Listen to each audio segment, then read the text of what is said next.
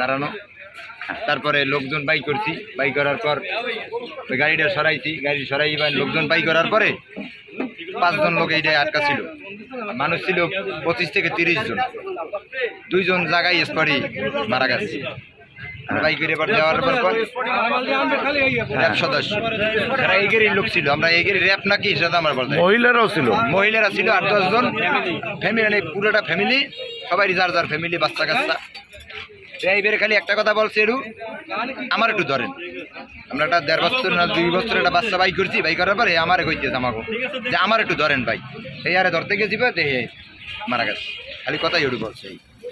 তারপর তো আমরা সবাই মিলে দিলে বাই করলাম, বাইটাই করিয়া ওই জন্য করে গ্লাস করে আমার মাথাটা মারছে। এদিক করে একটা গাড়ি এসেছে, ধানসিঁড়ি গাড়ি, আর এদিক করে এসে এইটা যে বরিশাল এই সঙ্গে সামনাসামনি মারি।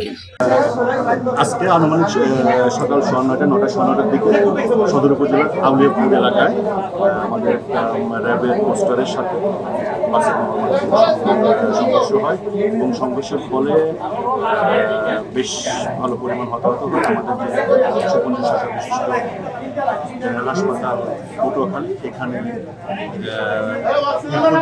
30 জন রোগী এসেছে। এর ভিতরে একজন 2 বছরের বাচ্চা ছিল, উনি মৃত অবস্থায় আমাদের কাছে আনে। এছাড়াও আমরা এ পর্যন্ত 29 জনকে চিকিৎসা দিয়েছি। এর ভিতরে হচ্ছে 17 জন পুরুষ, 12 জন মহিলা, এবং আমাদের যারা এখানকার তত্ত্বাবধায়ক আছেন পুলিশ সবাই কাজ করছেন এবং বেশ কয়েকজন খারাপ রোগীকে ইতিমধ্যে আমরা সিএমএইচে রেফার করেছি।